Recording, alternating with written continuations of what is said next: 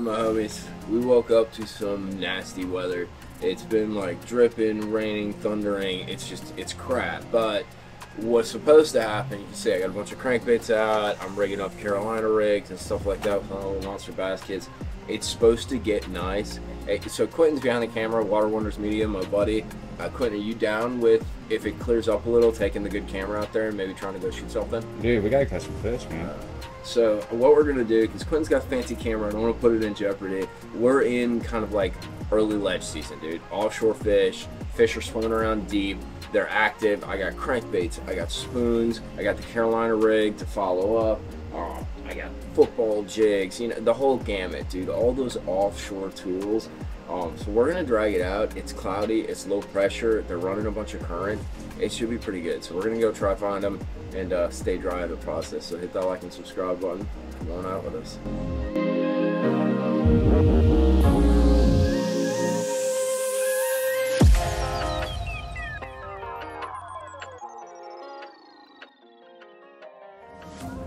So what we're gonna do, guys, this is all an idle game. Put a lot of hours in the captain's seat just idling and watching this graph. So we're gonna idle. There's a little kind of ditch, creek channel that runs up against this point, kind of swings. So we're gonna idle, see if we see some fish. There's already bait showing up, which is a good sign. We're also looking for that like bright bottom, like this showing up. So the brighter bottom means harder bottom, and then we're looking for a stack of fish. They can be white bass. Okay, so white bass are showing up. Actually a lot of suspended fish. It looks like there's some white bass. There's a little tree stump right there. You can see on the side scan, there's a whole, that's largemouth down related towards the bottom. Now it's starting to drop. There's a bunch on the side scan, but it's that hard spot, bunch of bait, bunch of friggin' white bass, which indicate that they're eating. There's white bass eating shad in that. We're gonna line up on this thing and see if we can't throw that crankbait and maybe that spoon and just a couple other kind of reaction style baits and pick a few off.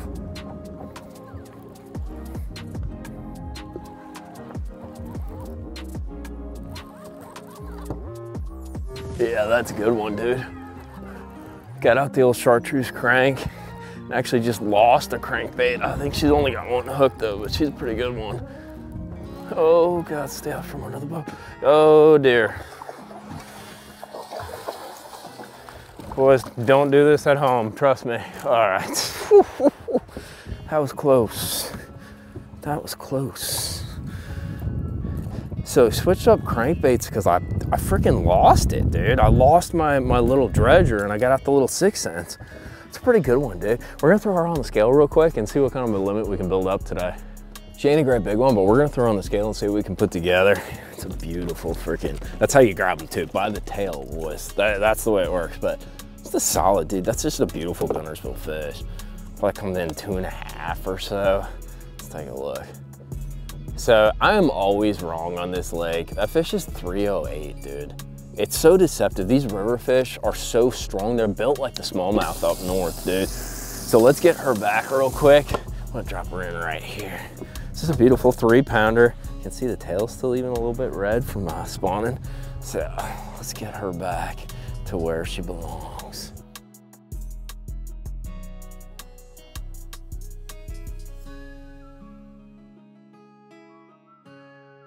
You see those?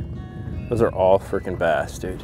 All those set up right there along the point on the top. See other bigger marks? The point comes down.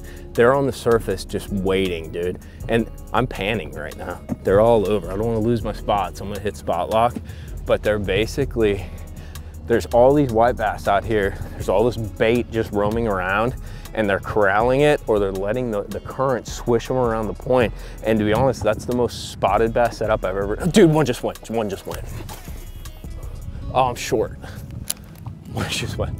But they're just sitting there waiting for stuff to pass on by or for me to get out a Vixen and get it stuck on some grass, but basically just draw them up because it has this hollow kind of wonky wonk to it and I screwed it up. So nice job, Mike. You're a failure, but you know what? You get like 9 lives at this game. So I'm gonna keep playing like that, dude. That's a freaking 3-pounder, dude. Dude, so I saw these guys on forward facing. We're sitting next to a ledge And I'm like, dude, I see all these fish high set up like spots. Shouldn't bow flip this fish, but I'm going to. And I'm like, dude, these fish are set up straight up like spots when they eat a big spook or a topwater. And I was telling Quentin, I'm like, bro, hold my beer, watch this. Let me get a spook out. It's a vixen, and it's the only spook you need, to be honest with you. And they freaking crushed it. And let me tell you this, I don't want to get too far ahead of myself. We're gonna throw this one on the scale. There's like 20 of them lined up on this point, all about 3 foot down. And I think I can draw them up. We saw them schooling for a minute and they went back down. We couldn't catch them.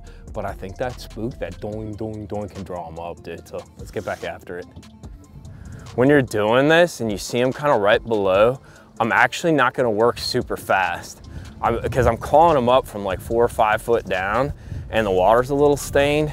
So I really want that spook to go clunk, clunk, clunk. And it calls them up, and then when they come, they go. It's not so much like the spots where you're really trying to move fast because that water's so clear, like that one. And then that happens, bro. That only took 3 tries because it was like 3 different fish.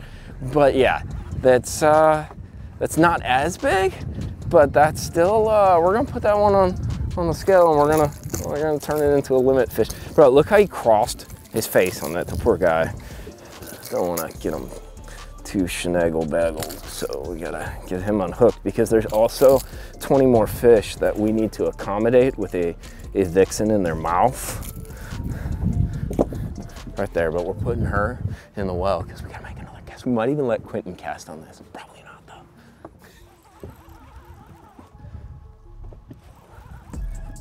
That might be a good one. It's so hard to tell though. I got 2. I got the king of all white bass. It won't surprise me if I catch 2. Dude, I got 2. I got 2. Heads up, heads up, heads up, heads up, heads up. Homies, that right there is how you do it. Bruh. Okay, these aren't gonna call, so we're gonna go 1 and 2. I actually can't tell you the last time I caught a double up. I can tell you the saddest double up I ever had. I had like a 12 pounder and a 7 pounder. The 12 pounder made the 7 pounder look tiny. Guess which one I landed? Yeah, you got it right, the 7 pounder. Unbelievable. Wait, they're lined. We got a line. Oh. Like you don't get one and then you get another one. I don't know what that is. It ain't that big. Or maybe it is. That actually is a decent one. That'll call. No idea what's happening. Oh, that is a good one. Oh, come here, come here, come here. Come here, come here, come here, come here, come here. That's a sizable critter. We can catch a double up and then we catch a 4 pounder. That's the kind of fish caliber we're looking for. So we are going to unhook him and toss him into the live well. That's a sizable critter. So we got like 14 pounds. This is definitely gonna call one out. Smallest fish is 246. So let's see if we can dump that one for this one here. This one's got a big head on it, but doesn't have the body quite yet. Haven't been eating long enough.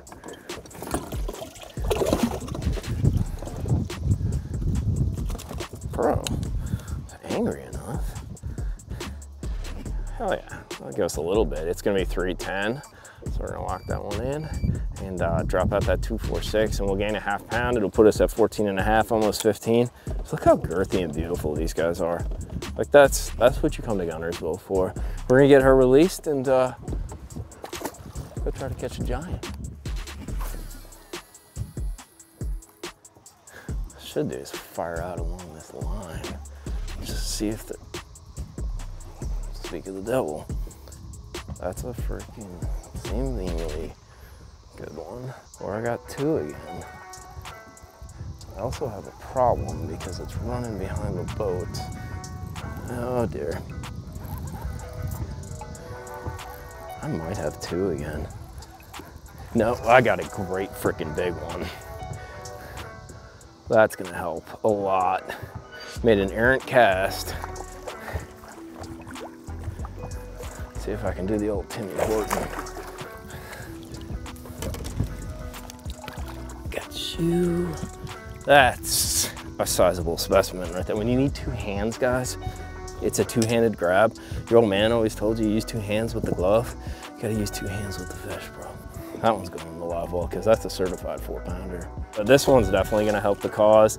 That puts us up, let's see here, 14.9. This guy's the one who's really gonna help us here. Yeah, she's a grown specimen. This is a certified 4-pounder, so this one will definitely call out that 229.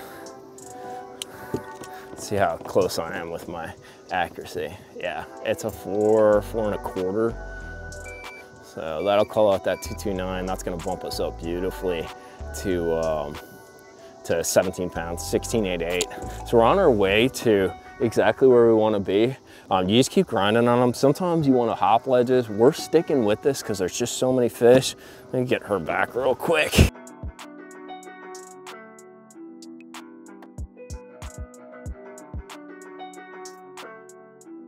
So let me run through what we're doing with this crankbait, and let me just show you. Do you guys see that bill? Like, just chawed. And I always know when I go in my Bass Mafia box to get a crankbait out, this is my 6XD box, they all run like 10 to 20, 15 to 20. I know the ones that are all chawed up and have like hook rash like that. I know those are the ones that run true and work. But what we're doing is just bombing this thing. I got it on an SLX DC, my Monster Bass cranking stick, 12-pound test. And really the trick is just really getting it down there and grinding hard. We're actually throwing a 6 cents crankbait. What I like about this is a great early season crankbait. It's a very hard and aggressive wobble. We talked about it in our crankbait video, but I'm getting it down and then I'm doing, this is the name of the technique that I love. I'm bulldozing it, dude. Get it down there and I'm cranking, and then I'll sweep the rod. Like almost trying to break the rod, break the line, and just sweeping it and just having it grind. And the trick is with these white bass is getting under them to really draw out those bass that are down on the bottom and just creating that reaction. I fish it faster than most people. I fish it harder than most people. And I think that's why I'm able to roll up. We're on the community hole, dude. Roll up here and actually catch some bass out of these schools, especially in that early portion of summer, and really ignite them. But if you want to do some hardcore cranking, like, don't be shy about it, dude. Put that bait down on the bottom and try to break it off. Like, just grind it, dude.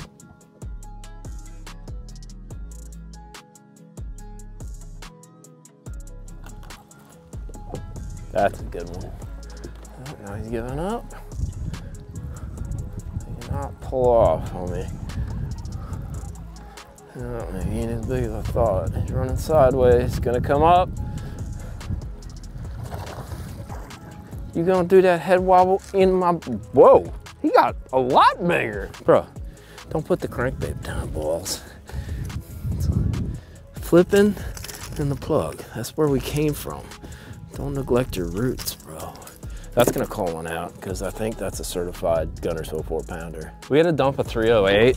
I think this fish will do it. It ain't gonna upgrade us a bunch, but it should help. Cause I think I'm wet. I think she's wet. And I think that's gonna be a 4-pounder, but only one way to find out is put it on the old tally maker here. Ah, she tricked me. She's 374, so 3 3/4. So it'll give us a little bump. Nothing crazy. We're still looking for that great big one, but that will break us through to 18 pounds, which is it's a solid bag, dude. It's not a winning bag, but it's a fun bag. Like 18 pounds plus like, I don't know, 35, 40 fish. And I even let Quentin catch a few, right? Couple. Let me open my box of tricks because this right here was the story of the day, dude. Crankbaiter, the old plug, as JT would say. And it's one of those things. We caught a few fish using this spook, this Vixen, and I'll put links to all this stuff at Tackle Warehouse and Monster Bass. The Vixen, we saw some fish kind of suspended around that school. That's why you always stay open-minded when you find these groups of fish, because they're not all in the same place. They're actually set up exactly like spots. And we saw them school once, and then we used that Vixen to kind of call them up. But the real story of the day it's the old dredge maker, dude. The ditch digger, whatever you want to call it, but the old plug, that crankbait for these early season fish that get out, you know, it's something with, we threw like a Carolina rig, we threw a Nico rig, we threw a jig, did not catch anything on it. We pick up that crankbait and literally we sat here for 2 hours and probably caught 40, 50, 60 fish, one after the other. Ended up with like 18 pounds, 18 and change. No giants, but just cookie cutter 3-pounder, 2.5. They're schooling over there still. But there's something about creating that reaction with those early fish that move offshore. They get out, they're fresh, they're hungry, they're aggressive. So you need to make a presentation that kind of suits that mode, that suits that mood that they're in. Hope you guys enjoyed this video. I know I enjoyed it. Quentin even got to catch a few fish, taught him how to kind of throw a crankbait and grind that thing. If you think your fishing ain't hard enough, you're probably not. Grind that bait, crank it harder. It's just make them react. That's the whole key to early season ledge fishing. Appreciate you guys. Appreciate you keeping the channel where it is. We'll see you back out on the water talking fishing.